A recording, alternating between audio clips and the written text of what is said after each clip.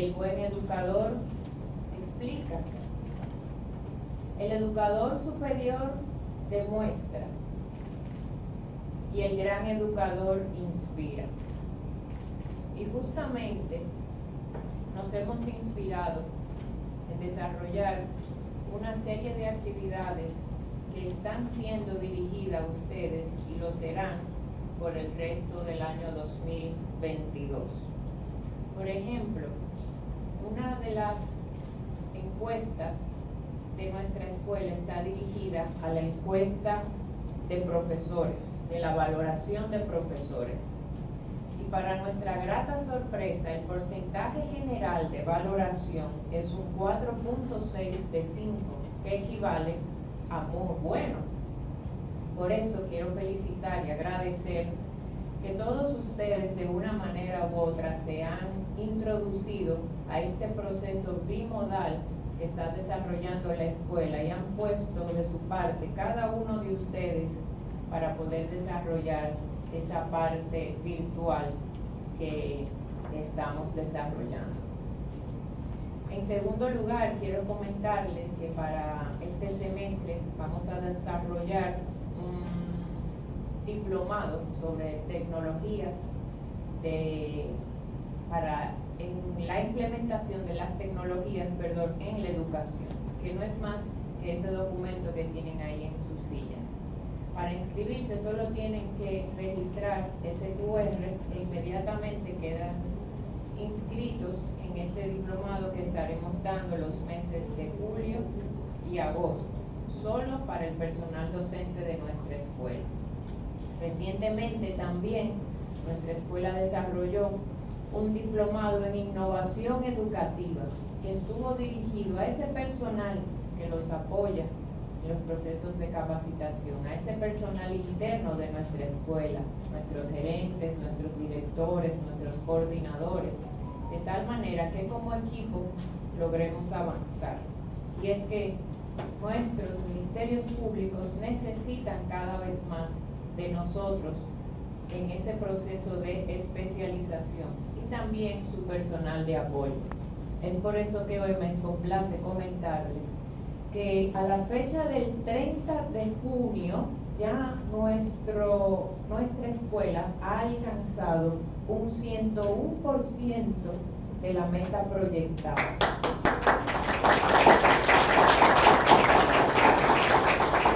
Y eso no es más que un logro que se debe al apoyo y a la disposición y a la gran disponibilidad que ustedes como docentes han proferido a nuestra escuela, que es su escuela, pero también a ese equipo de talentos que tenemos en nuestra institución, que hacen posible que día a día nuestros ministerios públicos, donde quiera que se encuentren, puedan recibir esta formación. Ya no existe la barrera de la distancia, ni de la falta de alojamiento, ni de la falta de combustible, ni de la falta de tiempo ni siquiera, porque nuestra escuela, gracias a la virtualidad y ahora a la bimodalidad, ha logrado llegar hasta las casas de cada uno de los miembros del Ministerio Público, y podemos decir que en el día de hoy, Gerson, tenemos de impacto más de 4.000 personas que han participado en al menos una de nuestras capacitaciones. En específico tenemos 4.496 impactos y solo estamos, señores, en el mes de julio de este año 2022. Sin embargo, nuestra misión como institución educativa es avanzar hacia la formación de cuarto nivel. Nuestro Ministerio Público necesita más maestrías, más doctorados. Necesitamos que ni un solo de nuestros ministerios públicos deje de tener en su hoja de vida una maestría. Y para eso, estimados profesores, necesitamos y contamos con todo su apoyo. Necesitamos transitar este camino juntos y prepararnos. Y es por eso que en el día de hoy contamos con nuestra distinguida invitada, por un tema que quizás muchos hemos escuchado hablar de aula invertida. Pero nuestra expositora de hoy, que nos viene a acompañar en este conversatorio, nos va a ilustrar cómo podemos aplicar las teorías de esa aula invertida a la práctica. Cómo logramos como docente que los estudiantes puedan estudiar antes de llegar a las aulas y que las aulas sean verdaderos laboratorios para compartir experiencias, para poner en práctica lo aprendido y para socializar entre sus pares esos procesos. A mi entender, el método del aula invertida es el espacio idóneo donde los profesionales pueden desarrollar aún más sus capacidades, porque nadie lo sabe todo. Es bien sabido que entre profesionales, socializando aspectos de alguna u otra materia, es que podemos entre todos fijar conceptos y aprender de la experiencia de nuestros pares. Más aún que contamos, gracias a Dios, con expertos internacionales que participan de nuestras capacitaciones, tanto como docentes como estudiantes. Así que es una excelente oportunidad para seguir compartiendo esa experiencia tanto a nivel local como internacional. Sobre nuestra invitada, finalmente puedo decir que la licenciada Penélope Malena posee un título de doctorado en educación de la Universidad de Murcia, España, graduada con máximos honores de su tesis doctoral titulada Competencias y uso de las tecnologías por parte de los docentes, un análisis desde las principales instituciones de educación superior, la cual ha sido publicada en varios repositorios nacionales e internacionales. Posee además un título de maestría en didáctica y organización escolar por la Universidad misma de Murcia, España, y está graduada de especialista en desarrollo curricular basado en competencias por la Universidad Nacional Pedro Enrique Ureña. Se tituló además en el programa de especialidad de habilitación docente. Se desempeñó en importantes posiciones dentro del Ministerio de Educación Superior, Ciencia y Tecnología, ocupando posiciones directivas en las áreas de desarrollo curricular, aseguramiento de la calidad educativa, emprendimiento, nivel técnico superior, entre otras, acumulando importantes logros y reconocimientos tanto a nivel nacional como internacional. Ha sido consultora desde el año 2017 hasta la actualidad en las áreas de educación superior, educación virtual, desarrollo instruccional, investigación, didáctica, entre otros temas. Y sobre todo ha asesorado organismos internacionales tales como la USAID, la CEPAL, entre otros.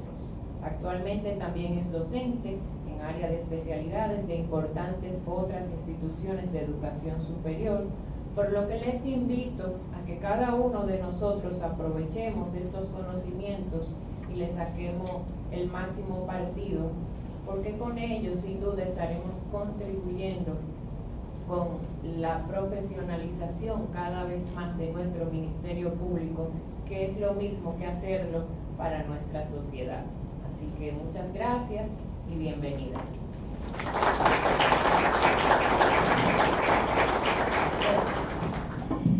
Buenas tardes, ¿se escucha bien? ¿Muy alto? ¿Bien? ¿Tomaron café? No se me duerman, los que vayan a dormir, por favor, sin ronquidos, porque entonces los que están despiertos entonces lo van a entender muy bien. Cero ronquidos. Bueno, como vieron, mi nombre es Penélope Malena, veo muchas caras conocidas, veo aquí a Yasmín, mi querida amiga, y muchos otros que me conocen. Estuvimos en una formación hace unos años de tutor virtual, aquí también, en otro salón, y veo caras conocidas. Pero para mí es un placer inmenso estar esta tarde aquí con ustedes. Para mí es un honor, realmente esta invitación para mí, como digo, me honra, me llena de satisfacción, porque el Ministerio Público y la escuela como tal, que es un brazo del Ministerio Público, que hace una labor tan importante, que hace unos años fue elevado a nivel superior como una institución o instituto especializado de estudios superiores, que hace una labor que la sociedad necesita tanto. Como comentaban ahorita con doña Priscila, las labores comunitarias. O sea, ustedes hacen una labor que me quito el sombrero. O sea, todos somos docentes, vamos a tener un diálogo, no solamente yo voy a hablar, porque yo también aspiro a que conversemos y que ustedes también me enseñen algunas cosas, porque yo estoy segura que tengo mucho que aprender también de ustedes. En este caso, ¿podría traer el apuntador?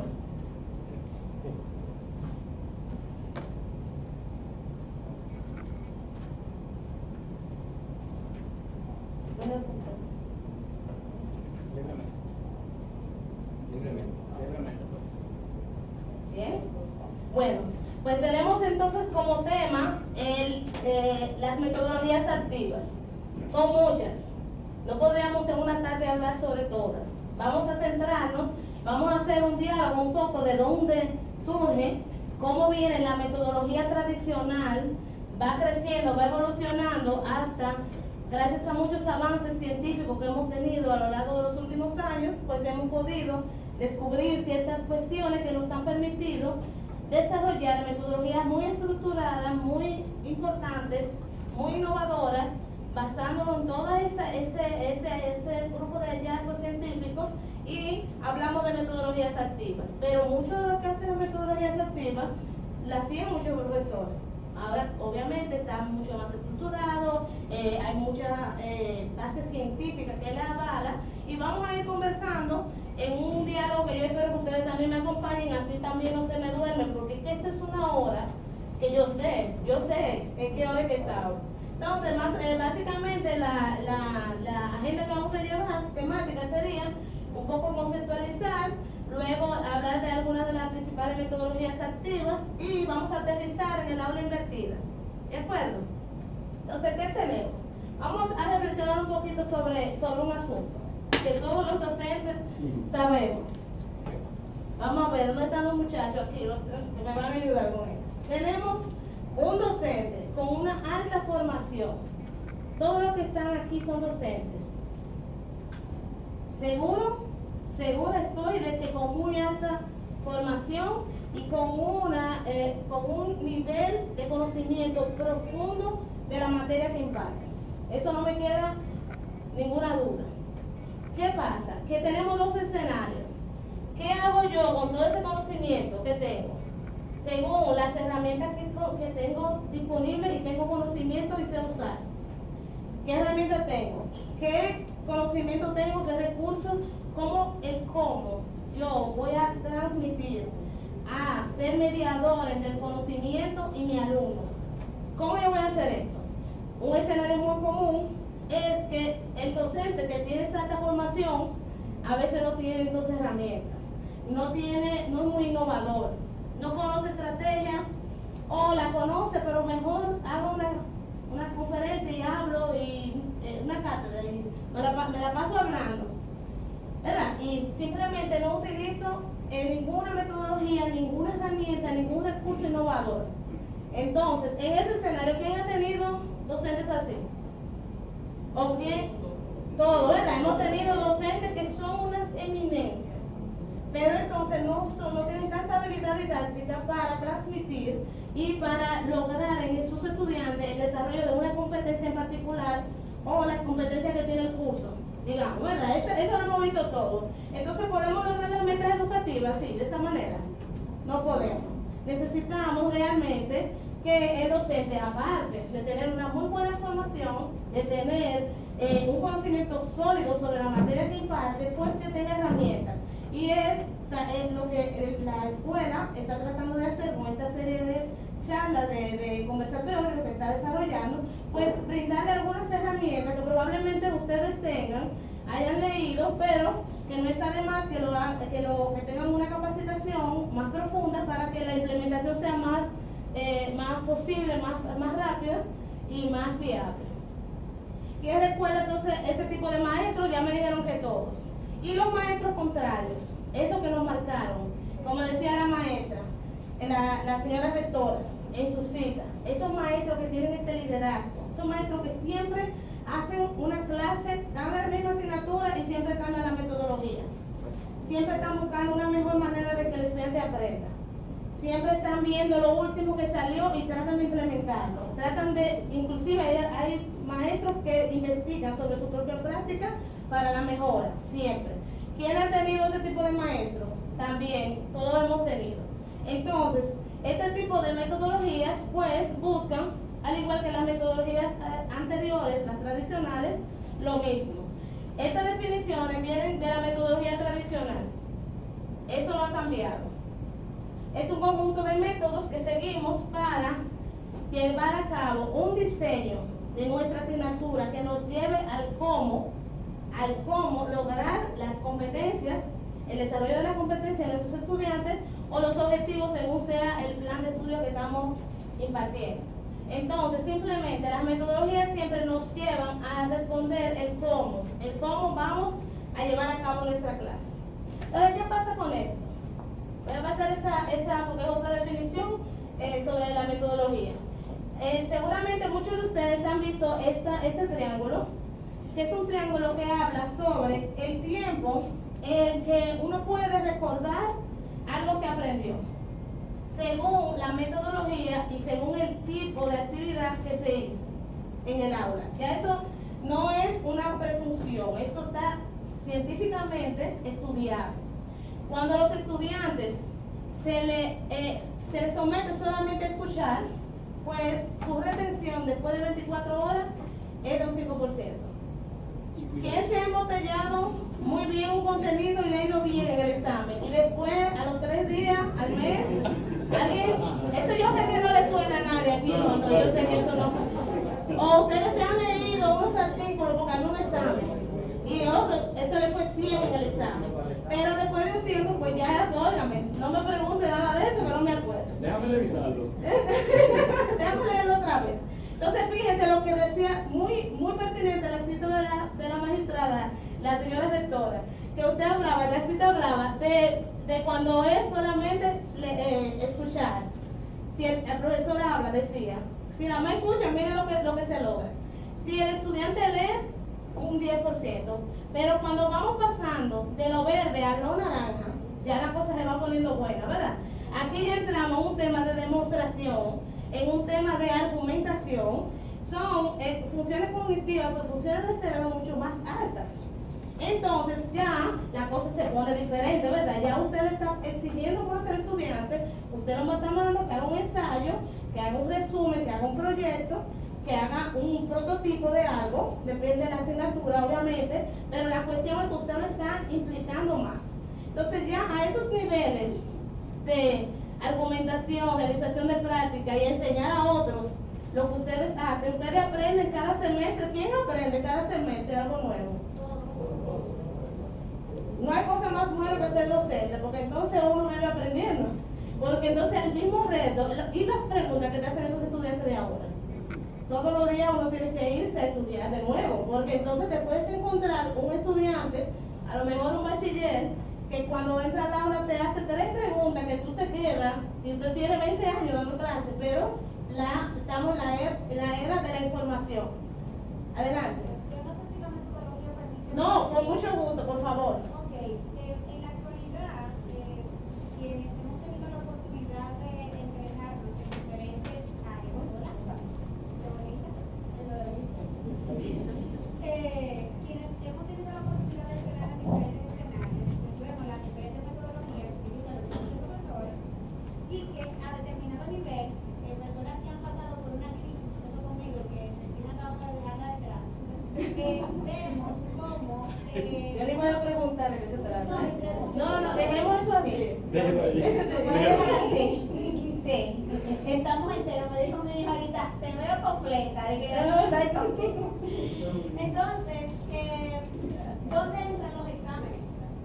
Por ejemplo, a un nivel como este, en donde hay un equipo de personas que tiene determinado nivel de entrenamiento y que evidentemente el conocimiento es propio de cada cual. El tomar un examen... Me está provocando ella. Un examen no garantiza la estandarización de la adquisición de un conocimiento. Mira, no me haga palabra de Yasmín, experta en desarrollo curricular por competencia. Yasmín sabe porque ha tenido que ser el paño de Sufriste, lágrimas nuestro, Bien. No, ella es el paño de lágrimas nuestro. Bien. Entonces, Vamos a hablar a un mí chiste me de eso. encanta todo eso, precisamente de la pirámide del aprendizaje, porque yo soy gráfica y como docente yo aprendí que todo el mundo no aprende igual. Correcto. Es cierto que hay personas que cuando escuchan, cuando leen, cuando le argumentan, cuando le fundamentan, cuando lo mandan a ejercer prácticas, adquieren conocimiento de forma diferente. ¿Por qué? Porque yo aprendo de una forma diferente al resto. Por ejemplo, yo no puedo estudiar en grupo. Yo tengo que estudiar sola. No te va a gustar una de las metodologías que voy a mencionar. Cada quien corre a su velocidad. Y Sí, pero ahí hay varias cosas. Te voy a un poco a interrumpir porque me está provocando. Pero no me interrumpa. Me está provocando en algo interesante que te voy a contar No me ahora. interrumpa para ver si yo puedo irme por lo menos con esa retroalimentación que ya voy a concluir. Pero el punto es que a mí no me pueden dejar hablar porque yo me corro. No. Señores, ya yo he sido docente de abogados, ¿eh? Mi Tranquilo. intervención viene porque nosotros acabamos de pasar por una experiencia y nosotros somos docentes. Entonces yo quiero saber si la experiencia que yo estoy criticando es la correcta, porque yo no estoy de acuerdo con ella. Y evidentemente, ¿dónde entran dentro de todo esto que yo estoy de acuerdo con la realización de prácticas? Y que es donde, por ejemplo, a mí me encanta porque asumo más, porque investigo, claro, siempre y cuando sea la persona que haga la práctica, porque cuando la mandaste con otro es como si escuchara, ¿verdad? Perfecto, porque hay que ser honesto en esto. No todo el mundo hace las tareas. Tengo que seguir. Hoy, ya Mari me mandó a callar, pero ya voy, Mari. ¿Dónde entran? Señores, no me van a invitar más. ¿Dónde entran los exámenes dentro de la pirámide del aprendizaje? Porque no lo veo, a menos que entre dentro de las prácticas a realizar. Ajá, mira, lo que te decía que me está provocando con lo de los exámenes es lo que estamos hablando como país, de que estamos inmersos en un enfoque basado en competencias. Entonces, dentro del enfoque basado en competencias, por eso mencionaba Yasmín, que se acaba de graduar de una especialidad junto conmigo del tema. Si estamos hablando que vamos a medir tu nivel de competencia, si tu resultado de aprendizaje se logró o no es como un examen que eso se determina. Entonces tenemos una situación de cambio de paradigma de lo tradicional, que todo eran 3 exámenes y acabamos, hacia un enfoque basado en competencia que es mucho más dinámico, mucho más innovador y que exige más práctica, más argumentar, más proyectos, más este tipo de herramientas y metodologías, que no necesariamente tenemos que decir que usted va a utilizar una metodología activa para eso. Es que su práctica, usted mismo sea autocrítico. Usted mismo, dígase, revise. Claro, es más fácil. Yo doy un examen y yo salgo rápidamente del asunto, pero vamos a ser autocríticos como docentes. Están aprendiendo nuestros alumnos.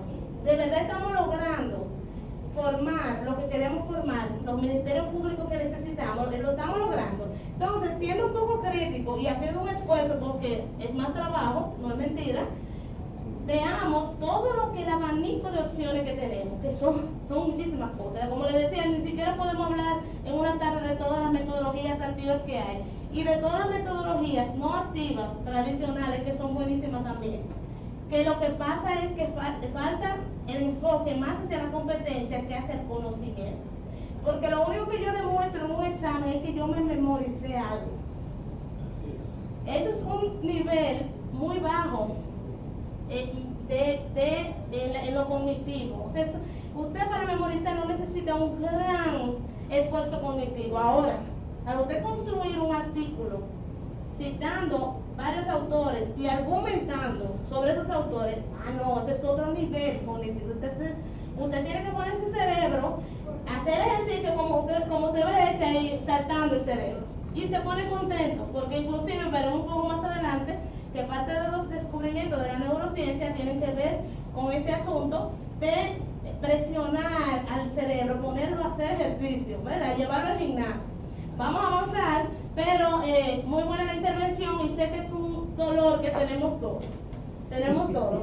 Entonces, ¿qué tenemos que hacer los docentes? Porque ustedes, como docentes, yo también, tenemos la forma desde nuestro nicho, desde nuestra trinchera, hacer algo. ¿Ok? Seguimos. La neurociencia.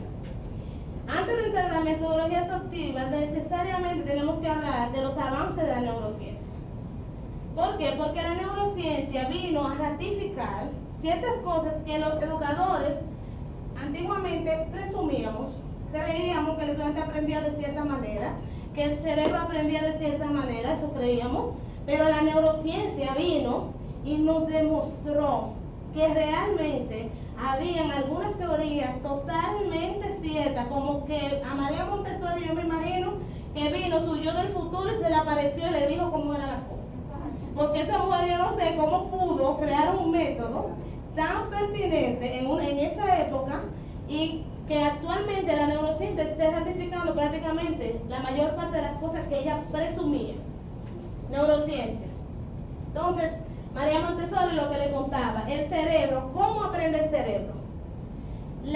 Los avances científicos han permitido que el cerebro se pueda estudiar en vivo, porque había que estudiarlo de manera forense en la antigüedad porque no teníamos, ¿verdad?, estas tecnologías que nos permiten tomar a una persona y ponerla a meditar y conectarla a una serie de aparatos y saber cuáles áreas del cerebro se están, qué sé yo, que eso no se podía.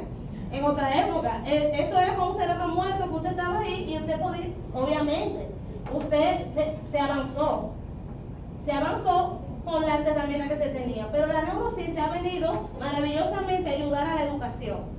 Yo no soy experta en neurociencia, pero respeto muchísimo a los neurocientíficos y siento que están haciendo un gran aporte a la educación, ratificando cosas que creíamos y tumbándonos muchísimos santos también con relación a cómo aprende el cerebro.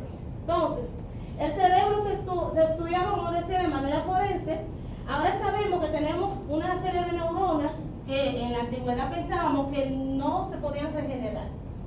Ahora sabemos que sí. Que si usted lleva una dieta sana, hace ejercicio, hace rompecabezas, hace retos mentales, pues sus neuronas se mantienen como un poco mejor ejercitadas. Eso es igual que el cuerpo, como si usted va al gimnasio, los que van al gimnasio, pues entonces, ¿verdad?, sabrán que el cuerpo se mantiene, esos son ellos los que van al gimnasio. Entonces, muy bien. Sobre las neuronas, también hablar de las neuronas espejos. La neurona espejo, en verdad, es un tipo de neurona que desde que tú naces, tú estás como hacen los bebés y los niños pequeños. Tú vas viendo lo que los otros hacen y vas copiando acciones, gestos, movimientos, inclusive los animales. Tú puedes tener reflejos no solamente de pares seres humanos, porque si tú te crías con un mono, tú vas a hacer lo mismo que hace el mono. Eso tiene mucho que ver con las neuronas espejo y tiene mucho que ver con la empatía, con el ser humano empático. Y todo este tipo de hallazgos son fundamentales para la educación y nos han traído como respuesta a muchas cosas que teníamos ideas de lo que podrían ser. La atención es selectiva, es un hallazgo de la neurociencia que viene, eso se presumía, pero se ha demostrado. ¿Quién ha salido a comprar un carro que nunca había visto en la calle ese carro? ¿Qué sé yo? Una Hyundai Tucson roja. Tú vas al dealer a comprar. Tú nunca has visto eso en la calle. Tú lo miras y dices, wow, pero está bonito este carro. Déjame analizar si lo puedo comprar. Entonces tú sales y esa semana tú ves 50,000. La misma Tucson roja. Tú nunca habías visto ese carro en tu vida. Y menos rojo. Tú lo habías visto blanco, pero rojo, tú no lo habías visto. Y empiezas esa semana a verlo por donde quieras. Tú dices, pero ¿sería que yo atrae a mi realidad esto? No. Es que el cerebro actúa de esa manera, de manera selectiva. Por eso también la embarazada, cuando la mujer está embarazada, su memoria y su cerebro se organiza para el bebé. Entonces tu memoria te falla en todo lo demás, menos de lo que tiene que ver con el bebé. A ti no se te va a olvidar comprar las cosas del bebé antes de nacer, ni hacer el bulto. Cuando el bebé está pequeño, a ti no se te va a... Señores, yo soy la persona que tengo el sueño más pesado del mundo. Ustedes no conocen a nadie como yo. Y yo le decía a mi esposo, cuando el niño nazca, tú tienes que estar pendiente. Porque a mí, yo no me despierto, no hay forma. Hasta que mi hijo nació. Yo no he vuelto a dormir, tengo 8 años, señores, que yo no duermo. Si el niño cambia su respiración un poco, ya yo estoy allá. Pero señores, increíble. O sea que el cerebro también, sabemos que es selectivo en lo que va a prestar atención. Todos esos hallazgos nos sirven como maestros. Nos sirven, por eso la maestra hablaba en la cita que mencionaba del liderazgo. El liderazgo docente es demasiado importante. Porque si tu alumno no te admira, si tu alumno nota que tú en verdad le vas a dar algo de interés, es difícil que para ellos llegar al punto de adquirir la competencia. Es difícil. Entonces, si lo que queremos lograr es esto, ¿qué tenemos que ser? Docentes más líderes, docentes innovadores, docentes que alegres, que le queremos hacer un chistecito a los estudiantes. No hay que ser tan serio, porque déjenme decirle algo, también se ha descubierto que la motivación y la alegría favorecen el aprendizaje. Esa es la base de la gamificación, que es una de las metodologías activas más famosas. Todos los muchachos, ¿quién tiene niños pequeños? Ustedes lo han visto, que bajan una aplicación y a los 2 segundos saben todas las reglas del juego, saben cuáles son los líderes, cuáles son los buenos, cuáles son los malos, pasan el mundo y tú te preguntas, ¿cómo un niño tan pequeño puede entender todo esto? Ni siquiera está escolarizado a lo mejor, pero él entiende. Al cerebro estar tan motivado y alegre, es una esponja. Se ha visto en adultos, porque nada más sabemos también que los niños son extraordinarios. En adultos se han hecho grandes investigaciones con el tema de la gamificación y sobre el tema de la motivación. Entonces, ¿cómo tú como maestro puedes motivar a tu alumno? Es una pregunta que yo quisiera que todos nos llevemos esta tarde. ¿Cómo lo puedo motivar? Entonces, estos hallazgos científicos nos trajeron hacia la metodología activa. Si no supiéramos todo lo que sabemos, pues quizá no podríamos haber avanzado en metodologías con tanto detalle, con tanta buena práctica, con tantos éxitos internacionales y nacionales. Muchos maestros dominicanos, señores, están formados en metodologías activas, están haciendo metodologías activas en las aulas. Conozco muchos casos y espero que ustedes estén en eso o se pongan en eso también. Entonces, ¿qué tenemos sobre las metodologías activas? Hablemos un poco sobre esto. En la metodología activa, el estudiante se vuelve el centro de su propio aprendizaje, pero debe ser real, porque es que ese discurso yo lo he oído antes. No, el estudiante es el centro de su aprendizaje, léete eso y ven al examen. Pero es que yo quiero ser centro, es que quiero protagonizar en mi verdad. Yo quiero también estar inmerso, yo quiero ser parte de este desarrollo de mi propio conocimiento. Mayor implicación del estudiante requiere que ellos se esfuercen más, obviamente, porque cuando ustedes ponen un proyecto complejo, miren la palabra aquí, retos más complejos, pues ellos también, ustedes se tienen que fajar más como profesor, pero ellos también. Todos nos vamos a fajar más, vamos a trabajar más, pero vamos a estar motivados porque es que no es un poco difícil. Como decía la magistrada, la licenciada, decía, uno se desmotiva, ¿verdad? Porque uno quiere, en verdad, darlo todo. La gente quiere, reten a sus estudiantes, ellos quieren, ustedes verán que ellos se quieren afrontar ese reto. Basarse en problemáticas o situaciones auténticas, cosas que les sean de interés, que les sean significativos a sus estudiantes. No es lo mismo cuando usted lleva un estudio de caso y trae un caso de, qué sé yo, de cualquier país, o usted trae un caso comunitario, ustedes que trabajan con la comunidad, un caso real que ellos han visto en su comunidad, en su entorno, que ocurre, y usted le muestra el caso que le quiere mostrar, pero con sus actores, con gente que ellos conocen, con situaciones que ellos han visto. O sea, eso se vuelve un aprendizaje auténtico, eso no se olvida jamás. Significativo, eso no se olvida jamás. Y todos lo sabemos porque hemos tenido profesores que nos han tocado, que han llegado tan profundo que nunca lo olvidamos. Y es porque ellos intuían esto, estilo María Montessori. Se diseña la experiencia en términos generales y se conduce al grupo. En la metodología activa el profesor tiene un rol de de acompañamiento. No tanto de que yo soy el que más sé, te voy a explicar todo y tú, eso va a caer directamente en tu cerebro y eso ya No, el docente está acompañando el proceso. Nosotros en verdad acompañamos, somos mediadores entre ese estudiante y un conocimiento, una competencia que queremos desarrollar. Fíjense que hago siempre el hincapié del conocimiento porque el hecho de que hablemos de competencia, no estamos quitándole mérito o diciendo que no hace falta la teoría o que no hace falta tener altos conocimientos. Lo que pasa es que también, adicional a memorizar teorías, tenemos que llevar a otras áreas más prácticas y más de argumentación y más de demostración y de otro tipo de escenario que no sea nada más memorístico, porque medir mi memoria no es medir ni mi competencia ni mi capacidad como individuo, porque hay gente que tiene muy buena memoria y no logra eso volverlo una acción. No, eso se llama, muchos doctores le llaman movilizar la competencia. Hay mucha gente que se aprende de gente que tiene memoria fotográfica.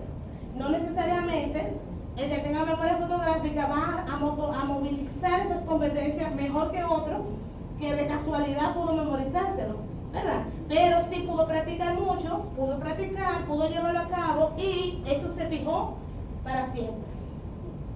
Potenciar y visibilizar los procesos de pensamiento de los estudiantes. Las metodologías activas nos permiten esto, como por ejemplo el aula invertida, que vamos a ver en un poco de detalle al final la aula invertida, pero el aula invertida es fabulosa para esto porque tú lo dejas a él que primero trabaje, que se vaya a la parte teórica y después tú puedes observar cómo ellos van creciendo y van desarrollando sus competencias, porque tú estás ahí con ellos haciendo la parte práctica, la parte ya más activa,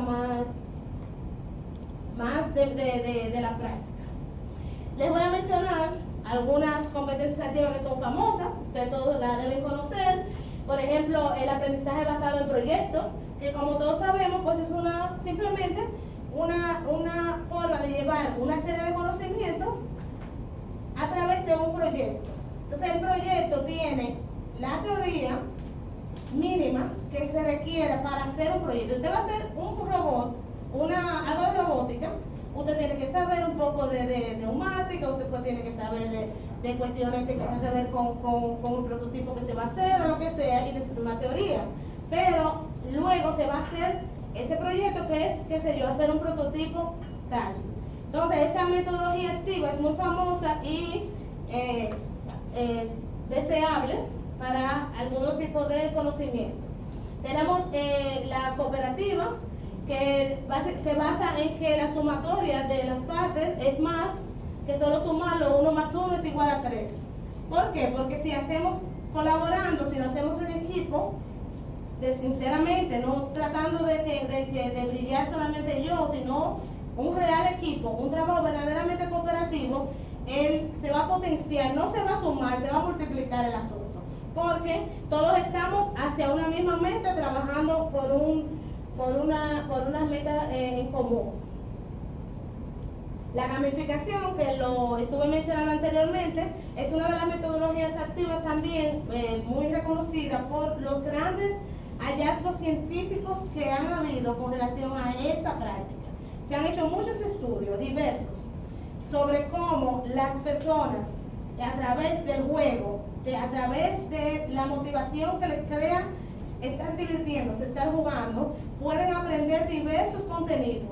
Contenidos increíbles se han llevado a la gamificación, porque la teoría del juego, las reglas del juego y lo divertido que es, o sea, al relajarte, tú te relajas, el cerebro se abre, prácticamente es como si se abriera una ventana para que entre fácilmente el conocimiento. De manera que la gamificación es también un tema que ojalá lo puedan tratar luego en la escuela, porque es muy bonito, y tiene mucha evidencia científica detrás.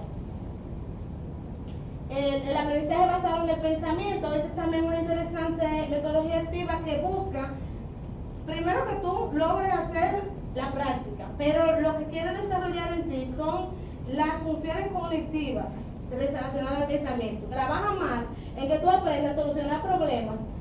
Tú vas a solucionar un problema, pero tú al mismo tiempo lo que se quiere es que tú aprendas en general a solucionar problemas, a que tú aprendas a tomar decisiones, a tener un pensamiento más crítico, aunque tú lo estés haciendo para una práctica en particular, el foco de esa metodología activa es que tú desarrolles para siempre y para otras cosas este tipo de habilidades cognitivas.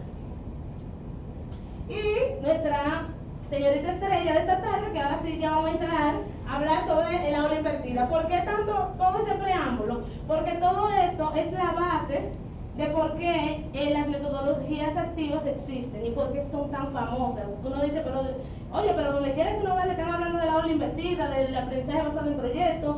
Muchos países, eso es su buque insignia del éxito de su educación. ¿Y qué es lo que pasa? Bueno, es que eso tiene mucha historia científica detrás. Eso tiene un bagaje enorme científico detrás hasta llegar a algo que se ve simple, pero que tiene su historia. Por eso quería como llevarlos de la mano para contarles un poco todo esto. Aquí tenemos un poco de la historia del aula invertida.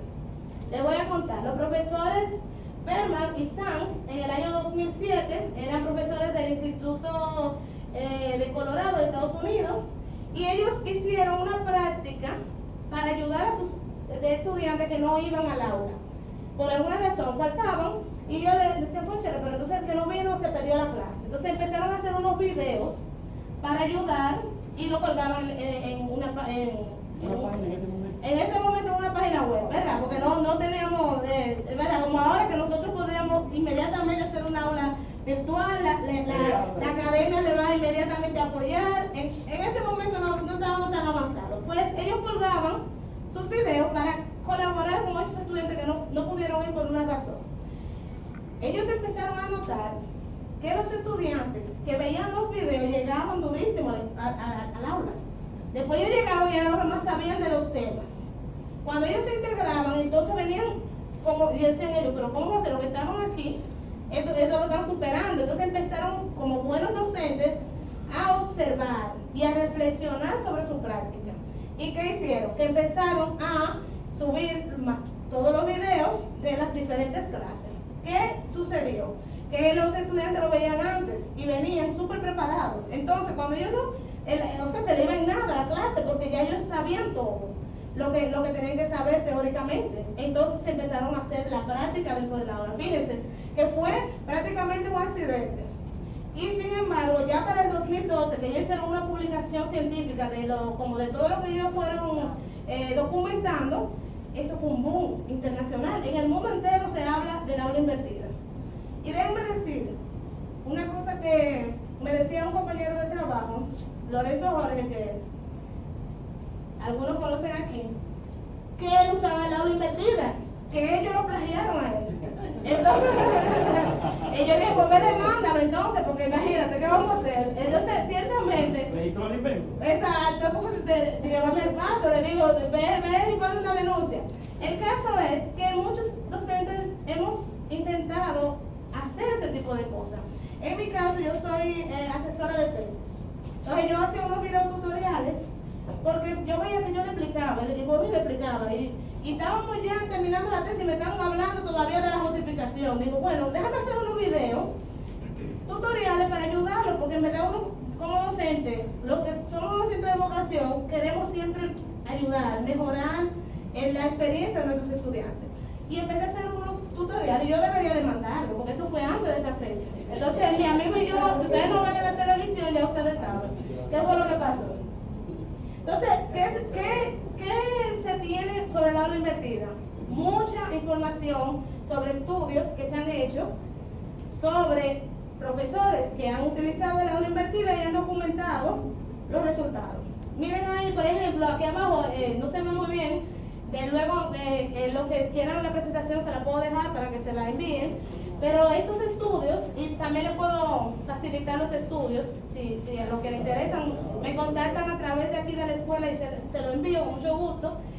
Con todos esos estudios, pues se pudo ver todo eso que dice ahí, que la motivación y la participación de los estudiantes aumenta durante la clase, pero claro, porque es que oír al profesor tirar, ya cambió. Ya yo lo leo, veo unos videos, quizá un artículo, un par de videos cortos, no es que te lo van, señores, No es que, por favor, que lo conozco. No me vayan a poner a la estudiante 200 páginas y 20 videos. No. Videos cortos, videos cortitos, que sean como, que vayan al punto. Que queremos que ellos tengan esa pequeña parte de la teoría que realmente ellos necesitan. No toda la teoría del mundo mundial, por favor.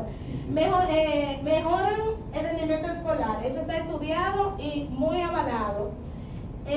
Satisfacción de los padres, de los familiares, docentes y autoridades de la institución, eso han arrojado algunos estudios, disminuye el porcentaje de deserción escolar, desarrollan habilidades como el autoaprendizaje totalmente, porque ya usted es responsable de llegar con esos videos vistos, o eso que material, el que sea, que elija el docente, pues usted debe haberlo ya estudiado antes, para que funcione.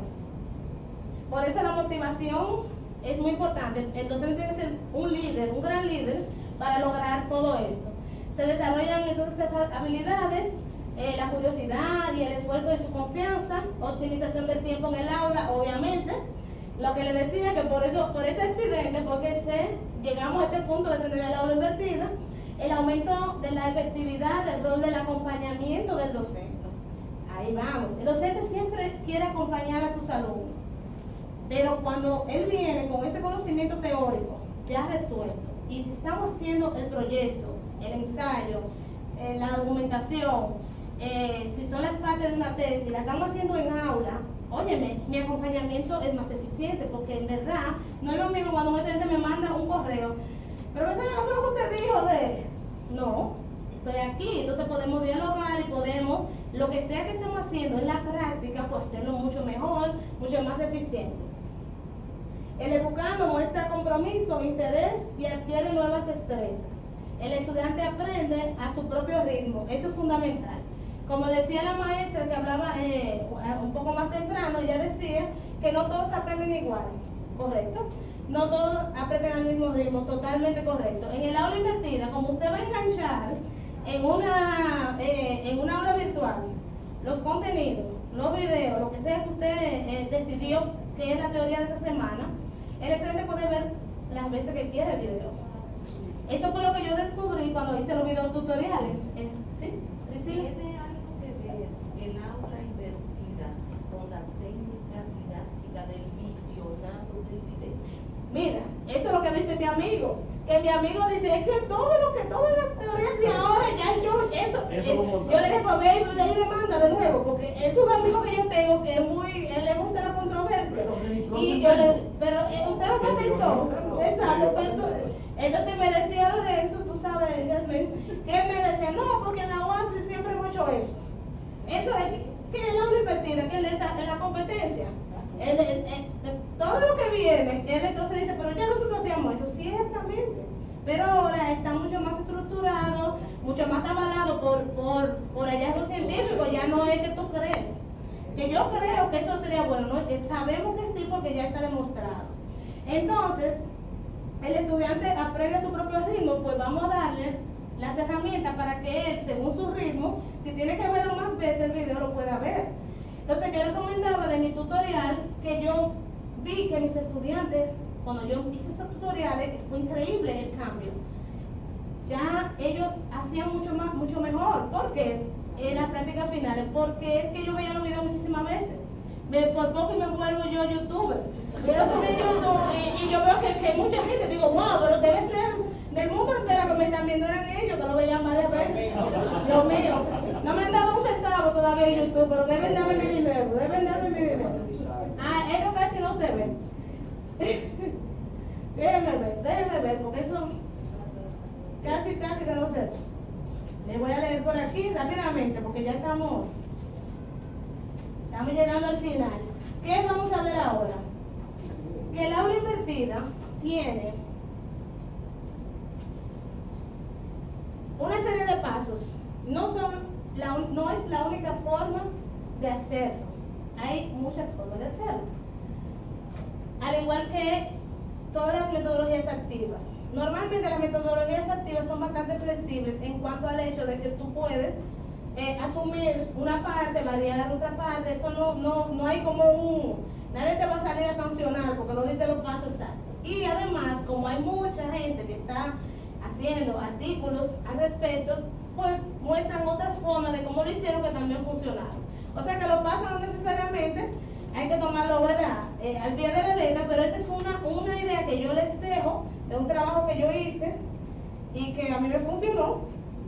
Yo me basé en la lectura de muchos artículos científicos relacionados con esto y estos eran unos pasos muy comunes que se dan. Por ejemplo, está el paso de primero de seleccionar qué es lo que va a ser invertido, qué va a estar en la parte presencial, si es en la modalidad presencial y qué parte es la tarea, o qué parte es sincrónica, si estamos en la virtualidad, y qué parte es asincrónica. Esa decisión hay que tomarla. Entonces ese es el primer paso que hay que dar. Decidir cuál es lo que va para cada momento. ¿Qué pasa ahí? Que usted... Sí. Perdón, explíqueme eso un poco más. Sí, Lo sincrónico y lo asincrónico. Eso se refiere a la educación virtual. Ustedes que están en modalidad bimodal, ustedes estuvieron totalmente virtual como todo el mundo durante COVID, ¿verdad? Cuando ustedes se juntan con sus estudiantes, están en un momento sincrónico. Y cuando ellos están en su casa viendo lo que ustedes subieron en la plataforma, eso es asincrónico. Cada estudiante entra a la hora que quiere, en cualquier momento, pero cuando estamos todos juntos es sincrónico. Eso es totalmente de virtualidad.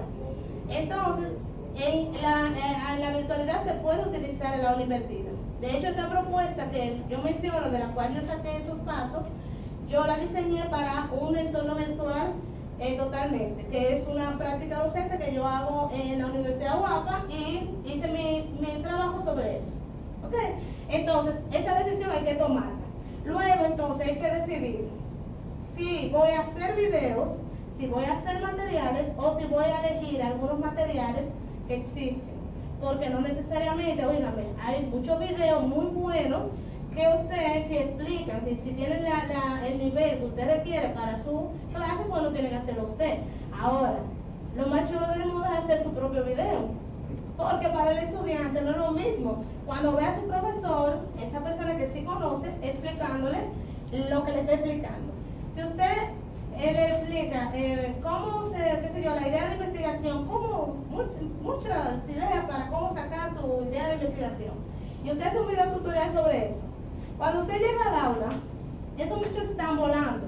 O sea, ya ellos tienen 20 temas. El problema es que bajarle un poco a la velocidad de esos cerebros. Después de que, por favor, cálmense ya, porque ellos vienen ya muy motivados de haber visto los materiales.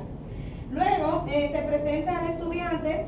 Entonces, el tercer paso es ver cómo se va a presentar a los estudiantes la explicación de lo que es el aula invertida y de cómo nosotros como asignatura lo vamos a hacer. Porque nosotros nunca hemos hecho esto, pero lo vamos a hacer por primera vez. Bueno, pues entonces usted tiene que explicar.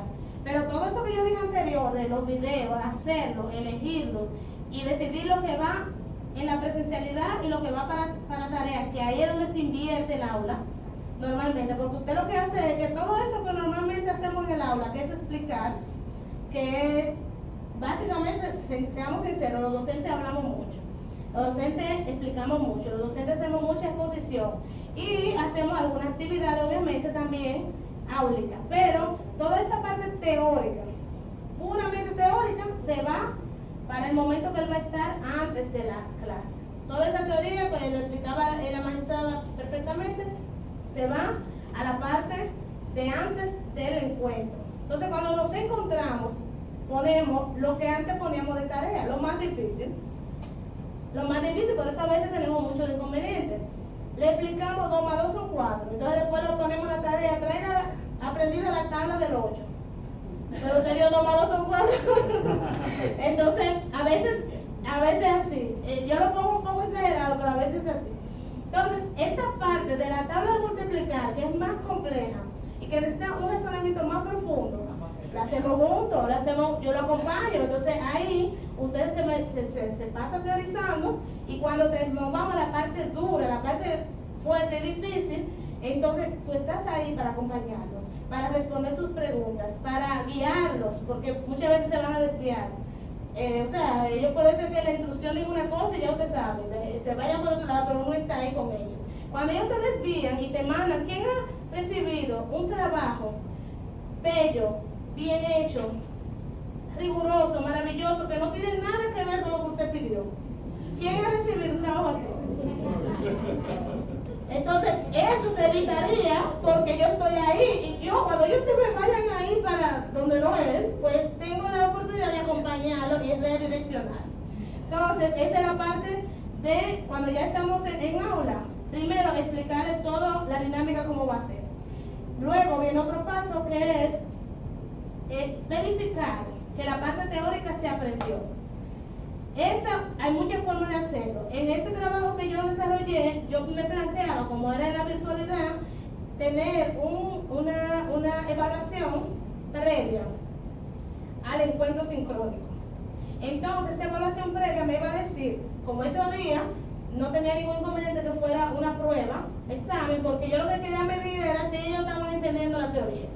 Así que no había problema con que fuera un examen. Entonces, en mi propuesta coloco un examen. Entonces, después, cuando nos vemos, ya yo estoy segura de dónde están las debilidades, primero, porque posiblemente no todos entendieron todo lo que quiero que entiendan. Entonces, yo doy una pequeña introducción muy corta al principio de la clase y después entramos a lo práctico.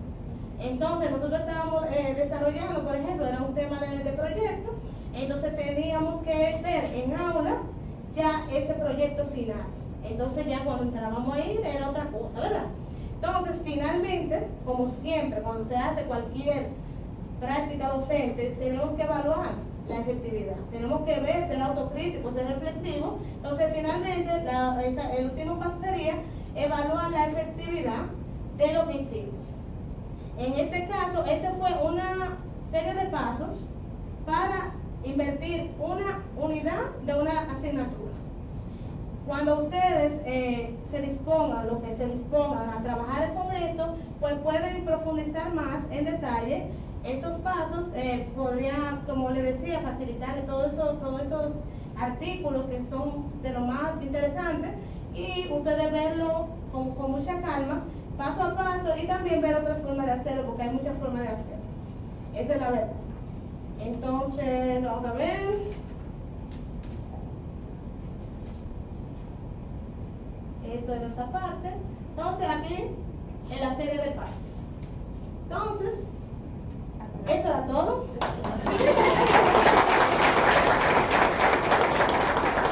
Quiero agradecerles por no dormirse. Muchas gracias, señores. Qué buenos son ustedes. Yo los adoro, de verdad. Le agradecemos la participación de la doctora Penélope Maleno. Un fuerte aplauso. Ahora tenemos la oportunidad para 3 intervenciones con sus preguntas, dudas. Por favor, las personas que no han tenido la oportunidad de dirigirse a la doctora pueden aprovechar la ocasión. Aquí atrás, primero, señor, si usted mismo. Conforme a su experiencia, como muchos estudiantes que parecen a la mano, hay unos como que leen mucho las cosas y van ahí como el dedo pulgar, pero hay otros que leyeron muy poco, no leyeron y van como el meñique. Cuando usted verifica que lo que ellos vinieron, que le mandamos a estudiar, está muy diferente, ¿cómo usted resuelve eso en la práctica? Ahí se hacía el paso que yo decía, previo al encuentro sincrónico o presencial, de verificar. No tiene que ser un examen. En ese caso yo utilicé un examen. Pero si es dependiendo de la asignatura y lo que ustedes estén trabajando, tienen que verificar antes. ¿Por qué? Porque si el muchacho no entendió, esa práctica no va a correr. Entonces yo tengo como docente que remediar eso antes de ir a la práctica. Entonces, como siempre, nosotros vamos bajados los docentes. Entonces me preparo esas debilidades que he encontrado, una rápida explicación, algo corto para no tomando todo el tiempo que va a ser práctico en esa teoría, pero yo puedo reforzar elementos que no fueron bien aprendidos, o que no se entendieron, porque a veces que no se entiende. A veces no es uno nada más, es la mano entera que no entendió. Entonces, el problema es mío, ¿verdad? Ahí el problema fui yo. Muy bien, allá atrás primero, levantando la mano. Bueno, siempre vemos este tipo de aprendizajes, precisamente. Pero desde un punto de vista de todo aquello que tenemos habilidades sin ningún tipo de inconveniente, normales. Para aquellos que tienen habilidades diferentes, ¿cuáles son las alternativas que ofrece el aula invertida para el aprendizaje? Aquellos que no escuchan, aquellos que tienen problemas de visión, obviamente si son videos, aquellos que tienen problemas de visión van a aprender de manera auditiva. Pero aquellos que no tienen esas habilidades, que tienen habilidades diferentes, como le decimos ahora, Sí, claro. ¿qué alternativa ofrece el aula invertida para ellos? Es algo similar a las alternativas que usted tendría en su aula normal. Si usted tiene un estudiante que es no vidente, obviamente usted tiene en su aula algunas alternativas para él. El no vidente no sería un problema. Más problema sería, por ejemplo, el que tiene problemas auditivos. ¿Verdad? Él no oye, sino que ve, lenguaje de señas. Si usted tiene el caso, usted sabe que tiene que tener a un traductor de lenguaje de señas en los videos, por ejemplo. O sea, la misma solución que usted le va a buscar en el aula, usted tiene entonces que bajarse a buscarla en el aula invertida. En la práctica, así mismo. Por ejemplo, el lenguaje de señas, en los videos, que sería lo mismo que yo haría. Si yo tengo una persona que es sordomuda y no lee los labios, porque algunos leen los labios, yo tengo que resolver para que me entienda. O tengo que darle una lectura particular. Lo mismo voy a hacer en el aula invertida.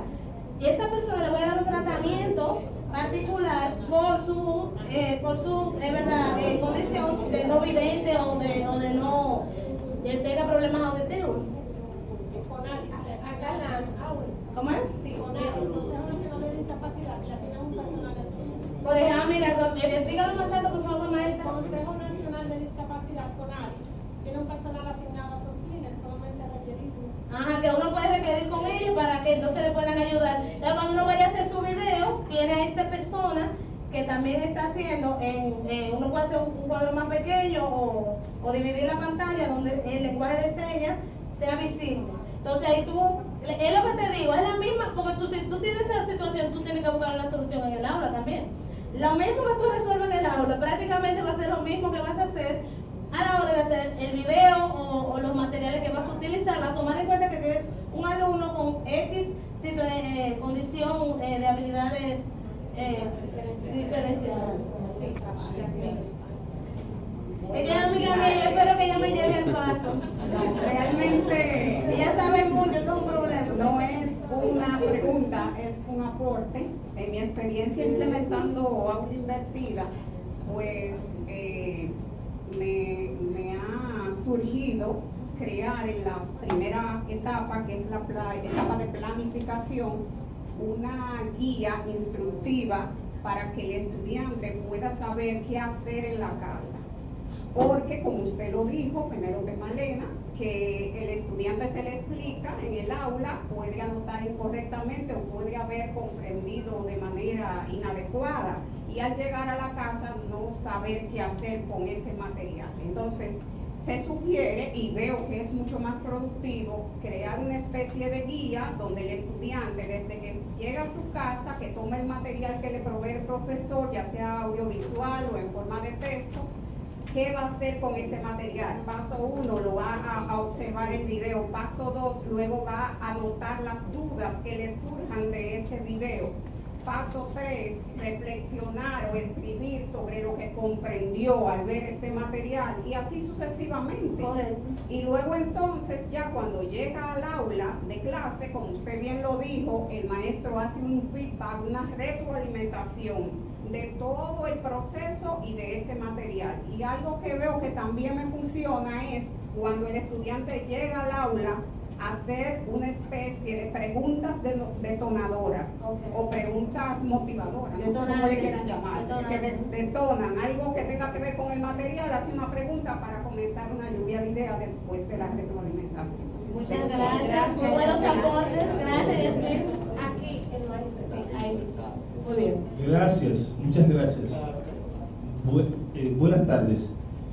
Primero felicitar a la expositora, una manera amena, fácil, comprensible como debe ser, el proceso de enseñanza-aprendizaje. Felicitarle también a a la escuela por esta iniciativa. Es sumamente importante que nos mantengamos al día con las nuevas tecnologías. Mi pregunta es la siguiente. Usted habló de todas las bendiciones, de todas las ventajas que tiene el aula invertida.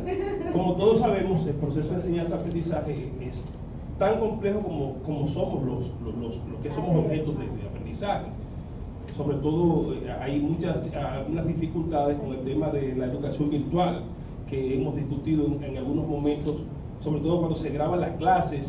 Yo no voy a ir porque luego yo veo la clase grabada y hay muchísimo ausentismo en ese sentido. Entonces, cada metodología tiene sus desventajas. ¿Por qué me interesa saber las desventajas? Porque así uno elimina las brechas, ¿verdad? Va cerrando las brechas. Y cada una de estas tecnologías tiene sus ventajas, pero también tiene sus desventajas. Entonces, yo quisiera que me dijera cuáles desventajas usted ve en el aula invertida y si además usted recomienda esta entre todas las otras, porque recuérdese que cada uno, como decía Olga Dina, aprende de manera distinta y es tan complejo que muchas veces quizás esa misma modalidad no acapare la atención de algún alumno por cuestiones comprensibles. Totalmente. Esa es la pregunta. Muchas gracias. Muy Son dos preguntas. Entonces, una es la desventaja y otra, si esta es la que más recomiendo. Entonces, la voy a responder primero. La desventaja, no quiero entrar en negatividades. No, pero ciertamente nada es totalmente bueno ni totalmente malo. Depende también de qué asignatura, de qué tú enseñas, obviamente. Pero Yasmín ha mencionado varias cosas que a ella misma le pasaron en su práctica. A mí me han pasado cuestiones en mi práctica. El maestro allá atrás hablaba de las habilidades diferentes. O sea, como si yo tengo esta situación, entonces, ¿qué hago? Son cuestiones que te pueden limitar el asumir esta metodología activa en particular y muchas más. Por ejemplo, las lecturas que le voy a pasar también hablan, hay algunas cuestiones que se mencionan, por ejemplo, que los estudiantes tengan una baja motivación y no lo estudien y vengan como si nada. O cuando tú mides, por eso yo planteo el medir antes de llegar al aula, porque leí muchas veces que cuando llegaban, oh sorpresa, nadie había visto nada o no había leído o lo que sea. Entonces ahí entra un tema de motivación, de que ustedes como docentes primero creen un control, que fue lo que yo hice en los pasos que yo sugiero, crear un control con el examen. Pero muchos autores no crearon ese control y entonces cuando llegaron a problemas, o hacer una guía que le permita no llegar, porque probablemente no entendió, porque no sabe ni qué es lo que tiene que hacer. Entonces él entendió muy bien el día de la clase, pero cuando salió de la puerta se le borró todos los pasos de qué era lo que iba a hacer con los videos. Entonces, muy buena sugerencia, hacer una guía a los estudiantes para esos estudiantes olvidadizos que tienen problemas cuando salen de la puerta del aula. Son situaciones que se pueden presentar, muchas situaciones, y en los textos ustedes verán que se le presentaron a los autores situaciones y ellos entonces toman medidas innovadoras, se inventan una forma y su clase es muy particular. Cada uno de nosotros damos una clase particular que tiene características particulares. Nuestros estudiantes son, cada aula, inclusive de una aula a otra, son diferentes. Entonces pueden surgir miles de problemas. Que si es mi metodología activa favorita, depende de qué asignatura yo esté impartiendo. Me gusta muchísimo la aula invertida.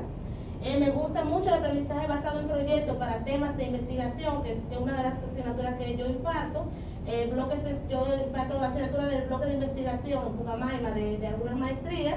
Entonces, cuando yo estoy trabajando esto, me gusta el enfoque, por ejemplo, se puede hacer un híbrido entre el aprendizaje basado en proyectos y el aula invertida, que queda fantástico.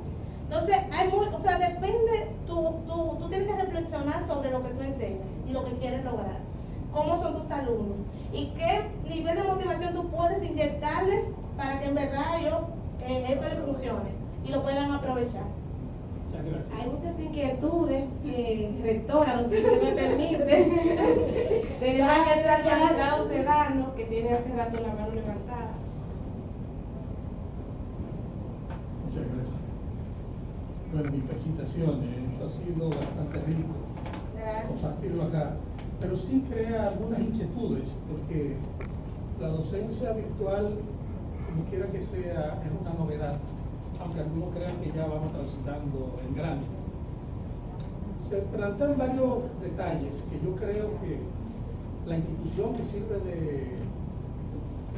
de base, la escuela en este caso, la institución que sirva de anfitrión a la docencia, debe de crear unos parámetros mínimos que en los que tenga que respetar tanto el docente como los participantes.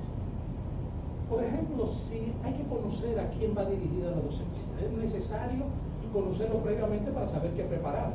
Porque si yo tengo un problema de una persona con capacidad diferenciada, yo puedo hacer un acompañamiento especial a esa persona y no tener que correr con todo para establecer una docencia inclusiva para un todo que me puede ser menos efectiva y ser más efectiva focalizándolo y dándole la ayuda que amerite. Pero creo que esos parámetros, esa programación que prepare como base la institución para que lo respeten alumnos y docentes, ayudará mucho. Que las reglas de juego estén claras para que nadie juegue con ellas, porque se deja a la individualidad. Señores, ciertamente lo que decía Darío hace un ratito, en la docencia virtual hay mucho truco. La gente quiere decir que participa y tú te das cuenta a veces por los resultados que te da cuando entra el proceso de evaluación. Entonces, para que no haya truco y que situaciones. Sí, hay que aprender mucho a hacer la conversión a PDF para que no te anoten y hagan los trabajos de lo mismo que tú sometes, sino que hagan un ejercicio, porque lo que no se practica no queda en el cerebro. Sí. Eso es el comentario, hablando a viva voz. Sí, estoy de acuerdo con usted, maestro, pero también hay un tema con eso, maestro. En la vida real, en la presencialidad, muchos se copian también. Entonces, ¿verdad? Pasa de todo en la vida real, en vivo. Tú estás dando una práctica y ellos se están diciendo o lo que sea. O sea, ¿qué pasa ahí? Son los controles que, obviamente, como usted decía, maestro, la institución, entonces, puede apoyarse, hacer algo general para apoyar a los docentes, pero también los docentes reflexionan siempre sobre su práctica, porque los controles no son los mismos controles, pero siempre tenemos que poner controles para que ellos no nos hagan el mismo trabajo. Y usted a veces está leyendo y dice, ven acá, pero tú vas leyendo y te das cuenta que hay un salto argumentativo y tú dices, oh, pero este se volvió un genio de este párrafo a este. De un pronto el muchacho dio un salto cuántico. O sea, sabemos que en la presencialidad también pasan estas cosas. Entonces, siempre los maestros tenemos que vivir encima de innovando, reflexionando sobre lo que estamos haciendo y a la maestra a veces que le ha pasado un par de veces el salto cuántico. No, pero muy bueno el aporte. Sí, aquí delante. Sí, bueno, muchas gracias. Buena exposición. Ay, gracias. Algo que leí, no sé si fue una de las diapositivas que decía, me trajeron la escuela a la casa, me trajeron la universidad al pueblo. Creo que fue así algo que leí. Definitivamente la virtualidad vino a quedarse, eso es innegable. Sí. Y cada día será mayor tendrá mayor influencia la virtualidad que lo presencial, por razones múltiples. Nosotros estamos en la época de la revolución 4.0 para el tema de la educación, no solamente para la parte tecnológica, sino inclusive para el ámbito social. Y yo más o menos creo que me sentí representado por el magistrado Sedano. ¿En qué medida se puede tener control sobre los resultados del aprendizaje virtual? Bueno, ¿Cómo, si eso nos va a generar unos estudiantes, unos posibles profesionales más débiles en términos de conocimiento? Claro, el conocimiento es universal y está en todas partes. Lo importante ahora es poder analizar y madurar sobre eso el conocimiento. ¿En qué medida esa virtualidad, qué tipo de control debe tener para que sea real y sea efectivo? Sí, usted usó la palabra que yo iba a usar, control. Así como en la presencialidad que llevamos muchos años de experiencia y hemos ido creando controles para que el estudiante, por ejemplo en la UAS, que un profesor puede tener tantos estudiantes que no lo conocen, Y todos sabemos que hay gente que ha tomado exámenes por otra persona. ¿Quién sabía eso? Eso ha pasado. Y en muchas instituciones, yo digo la UAS por la cantidad de estudiantes, pero eso ha pasado ante las mejores familias. ¿Qué se hace en las academias? Fijar controles. Pero, por ejemplo, en la UAS, si son demasiados, pues tú le pides el carnet para verificar que el que está es el que dice el carnet, por lo menos, y es el de la lista. Uno como docente va viendo de manera innovadora, de manera reflexiva, cómo mejorar los controles que tiene la virtualidad. La virtualidad no es en verdad tan diferente en cuanto al control de la calidad como que la presencialidad, aunque parezca. Lo que pasa es que no estamos acostumbrados a tener tantos, y además fue de golpe que entramos, muchos entraron, no en mi caso porque yo soy docente virtual desde hace mucho tiempo antes de la pandemia, pero entramos de golpe, sin previo aviso a lo virtual. Entonces empezamos a aprender que cómo era el Meet, que cómo era el Zoom, y sobre la marcha que yo como docente estoy aprendiendo la plataforma. No puedo estar pendiente si el muchacho se me durmió y apagó la cámara, porque estoy muy ocupada tratando de dar mi clase, que no estoy acostumbrada a darla por Zoom. Y así, pero con el paso del tiempo, uno va tomando más experiencia y creando más controles. Desde mi punto de vista, los controles hay que generarlos, hay que observar, hay que reflexionar sobre la práctica como docente, unirse, y si usted descubrió una buena forma de controlar cierta incidente que ocurre con frecuencia, compartirlo con los otros docentes, porque somos en verdad, todos queremos lo mismo. El fin final de todo lo que estamos aquí, que nuestros alumnos aprendan. Eso es lo que queremos. Ok, entonces cerramos con Yanni, ¿verdad? Ay, yo estoy muy contenta, siga, no se preocupe. Bueno, buenas tardes. Valorar sobremanera la invitación, señora Victoria, a todo el equipo de acá de la escuela y a los compañeros y compañeras que están acá. Y sobre todo a usted, Penélope, por la capacidad de expresar los conocimientos y también compartirle un testimonio a todos y todas. El aula invertida está siendo utilizada en todas las plataformas internacionales educativas. Estamos hablando de ONU, PLASCO, entre otras instituciones. Y desde mi perspectiva, entiendo que es una plataforma innovadora que nos permite, no solamente como docentes, sino como participantes, afianzar los conocimientos. Y también nos permite, como bien usted dijo en su exposición, de una forma u otra, esos conocimientos nosotros siempre estar profundizándolo aún más. Nos permite autoevaluarnos, evaluar el participante y que al momento de la docencia ya ese conocimiento esté insertado cognitivamente en ese estudiante.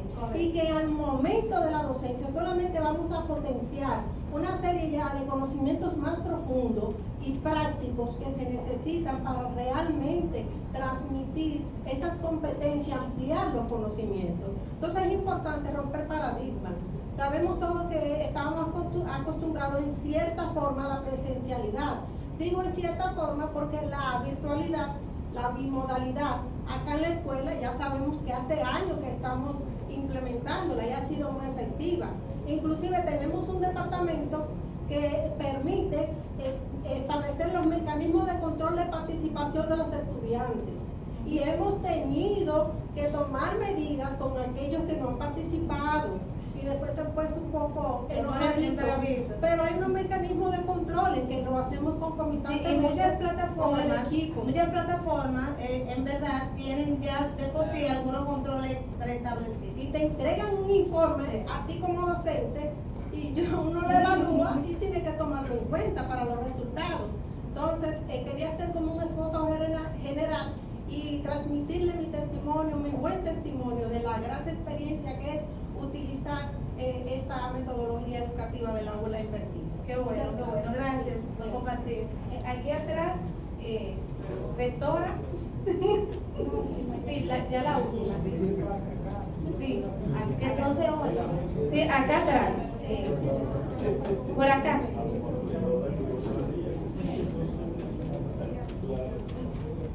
Buenas tardes.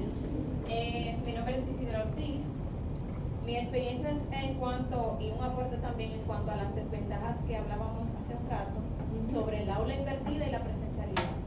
Recientemente estuvimos participando en un diplomado de innovación en tecnología educativa y nos ponían a analizar un video donde nos hablaban de las competencias distintas. En este caso de personas que quizás veíamos el ejemplo de que cómo medimos la habilidad de un pez para escalar un árbol. Entonces entendemos que por no tener la habilidad de escalar un árbol, siempre van a quedar muy mal. Va a quedar atrás de aquellos personas o animales que tienen ciertas habilidades. Normalmente en el aula presencial nosotros nos podemos dar cuenta quizás de la forma en que un estudiante puede distraerse haciendo algo y poder ver quizás que para las matemáticas no tiene la misma afinidad con lo que la tiene para dibujo, pero en el aula invertida tenemos esta desventaja. Muchos apagamos las cámaras al momento de tomar las clases. Déjame hacer una aclaración pequeña ahí antes de que tú sigas. Aula invertida no implica que es virtual. Aula invertida puede ser tanto presencial como virtual. ¿Tú te refieres a cuando tú haces aula invertida virtual? Virtual. Ok, adelante. Por eso hice la aclaración de la... De cuando es virtual. Exacto. Entonces, por ejemplo, hay en algunos diplomados, clases virtuales que a través de un foro nos piden que hagamos un listado de nuestros hobbies, afinidades. Esto funciona de forma muy efectiva cuando, por ejemplo, recibimos un informe que vemos que no es lo que solicitamos y vamos a su perfil y vemos, tiene intereses sobre la música, sobre el video, y podemos recomendar quizás escuchar un podcast porque el estudiante dijo que le gustaba la música, podemos recomendar que vea un tutorial, un video porque dijo que le gustan las películas, que le gustan los videoclips, y esto nos ayuda de forma también muy efectiva a contrarrestar esta habilidad distinta que tiene el estudiante de aprender con otra metodología que quizás no es leer un libro, que quizás no es escuchar un audio o ver un video. Esta puede ser también parte de las situaciones que nos ayudan al principio de las clases a identificar cuáles habilidades tiene un estudiante y otra, y durante la retroalimentación constante del curso poder quizás recomendar diferentes tipos de materiales para el aprendizaje. Sí, muchas gracias por el aporte. Sin embargo, yo voy a dar una recomendación breve que vale para todo lo que tú has dicho vale. Como docente, yo tengo la práctica de usar distintos tipos de materiales. O sea, yo no pongo solamente una lectura. Normalmente, aunque sea del mismo tema, yo utilizo diversos recursos del mismo tema para reforzar y para atender estas capacidades distintas. Eso es algo que yo hago y se lo recomiendo. Aprovecho como esa buena sugerencia que hace la maestra para decir esto. ¿Por qué no podemos tener varios tipos de recursos que atiendan a diferentes tipos de capacidades? O sea, es posible totalmente. Bueno, vamos a dar un fuerte aplauso a nuestra todo por hoy. Gracias por estar con nosotros en este conversatorio sobre metodologías activas, implementación del aula invertida. Les invitamos a inscribirse en nuestro próximo programa sobre herramientas tecnológicas docentes en la educación. En su asiento tienen un código QR, lo pueden escanear e inscribirse en este programa que va a ser desarrollado en esta semana. Creo que no tenemos, maestra, todavía hay inquietudes. ¿Qué hago? Bueno. Yo lo que no quiero es que no me inviten de nuevo, porque ustedes están ahí preguntando mucho. No, gracias. Es lo contrario. Pues sigan. Otra vez. Yo creo que es verdad. Adelante. Sí, gracias. Jocelyn Hernández, muy agradecida primero de la institución que nos ha invitado a actualizarnos, y a usted precisamente por el dinamismo con que ha manejado el tema, un tema que realmente nos ha venido a traer muchos retos y desafíos a todos, porque sabemos que así como vino la pandemia, todos tenemos que reinventarnos. Y si ciertamente todo esto lo que ha venido es a cambiar un poquito lo que es el enfoque. Si antes era el enfoque sobre el maestro, sobre el docente, ahora bien es toda la metodología centrada en el participante. Nosotros como docentes estamos llamados a empoderarlo, a que desarrollen otras habilidades como la del liderazgo. Y por eso es que suena un cliché hablar ahora de determinación, de enfoque, de claridad. Y una de las cosas que a mí me ha funcionado en las prácticas y talleres que he tenido es al principio establecer dinámicas donde me permite identificar los diferentes sistemas representacionales, que es lo que he mencionado, para identificar quiénes son más visuales, cómo funcionan, quiénes son más auditivos, quiénes son más lo que llamamos kinestésicos, que aprenden es con la práctica, construyendo. Y también en esto viene el desarrollo, cuando menciono el liderazgo, del trabajo en equipo, porque la persona tiene que autogestionarse en su aprendizaje y nosotros somos guía para que esto tenga los resultados que deseamos. Ahora bien, la pregunta es, ¿qué mecanismo, qué plan tiene la institución para los fines? Porque esto tiene que ser, ¿verdad?, concomitante. Muchos serán muy tecnólogos, pero otros tendrán que ir con el paso a paso y saber que qué bueno que la neurociencia nos ha venido a demostrar de que sí fuimos programados desde pequeño, pero que también tenemos la capacidad de ser reprogramados y otra vez tomar diferentes horizontes. Muchísimas gracias. Esta pregunta no es mía. Le voy a pasar el micrófono a la rectora porque ella tiene grandes planes en ese sentido. Vamos allá. Dios mío, grandes planes no, la verdad es que son solo planes. Y en la escuela nos caracterizamos por dar un paso a la vez, de tal manera que podamos dar, a fin de cuentas, pasos importantes. Y uno de estos pasos fue lo que implementamos el año pasado, y voy ahora a hacer una encuesta en vivo, y es lo que se llama la mesa de ayuda. ¿Alguno de ustedes ha escuchado hablar de la mesa de ayuda de nuestra escuela? Sí. ¿Verdad que sí? La mesa de ayuda no es más que un espacio físico que se encuentra en la parte exterior de la escuela, donde todos los que participan de esta dinámica educativa, tanto docentes como estudiantes, pueden acudir para aprender algún paso que no le haya sido posible en el marco de la virtualidad. Y surgió por eso. Señores, nuestro público son miembros del Ministerio Público que se pasan 8, 10, 12, 14 horas trabajando, que tienen plazos por cumplir, que su educación está en un segundo plano, que no es lo mismo que en las universidades, donde tenemos a esos muchachos nuevecitos que lo único que hacen es estudiar. Nuestro público, nuestro cliente, es un ministerio público que necesita tener las cosas fáciles, o mejor dicho, con fácil acceso.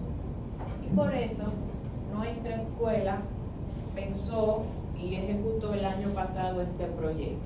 Es un espacio donde todos los días vemos personas, magistrados, que son tanto docentes como estudiantes, que incluso traen su computadora y le dicen al equipo de tecnología, dime, ¿cómo es que se pone? ¿A dónde que tengo que darle? Solo la aprenden. Yo he visto con mis propios ojos profesores y estudiantes que solo saben darle a aprender a la computadora. Es verdad, pueden ser una eminencia desarrollándose como profesionales, pero en la computadora no se le ha dedicado el tiempo. ¿Qué hacen? Traen su equipo, los he visto con su laptop, ven, ¿qué tengo que hacer ahora? Bueno, usted entra aquí al buscador, pone su clave, pone su contraseña y entra y sigue los pasos. Entonces, yo les invito y aprovecho la excelente pregunta de la maestra para que aprovechemos cada vez más este espacio. Es un espacio físico que está en el lado exterior del parqueo. Antes era el Departamento de Servicio Estudiantil y hoy día es la mesa de ayuda, porque se ha ampliado este servicio tanto a estudiantes como a docentes. Pero también, señores, la mesa de ayuda la tenemos en el celular. ¿Cuántos de ustedes descargaron el app? Descárguenlo. ¿Para qué sirve el app que hemos creado in-house a 0 pesos de costos, gracias al talento de nuestra escuela? Sirve porque cuando usted quiere una certificación de ser profesor de la escuela, usted entra así como usted entra para hacer transacciones del Banco Popular o pagar su tarjeta, así Asimismo, el app le sirve para usted pedir una certificación, para usted hablar con alguien y le dice, mire, hoy no tengo internet o internet está lento, ¿qué puedo hacer? Utilízalo. En el app hay un chatbot que funciona 24 horas. A veces le responderá preguntas y respuestas ordinarias y en horario laboral le atenderá a una persona del otro lado de la pantalla. Entonces, la realidad es que como todo en la vida, la escuela va creando procesos y programas conforme a las necesidades. A veces no nos podemos adelantar, pero con el simple hecho de que haya una sola persona que tenga una necesidad, ese simple hecho nos inspira y nos motiva para cada vez más seguir buscando soluciones. Nunca seremos perfectos, porque el que cree que llegó, empieza a retroceder. Entonces nuestra escuela está en un constante crecimiento y en una constante búsqueda de la excelencia. Y por eso en el día de hoy estamos tan contentos de poder contar con la participación y la presencia de todos ustedes. Nadie tiene el conocimiento absoluto, pero entre todos estoy segura que llegaremos lejos. Buenas tardes.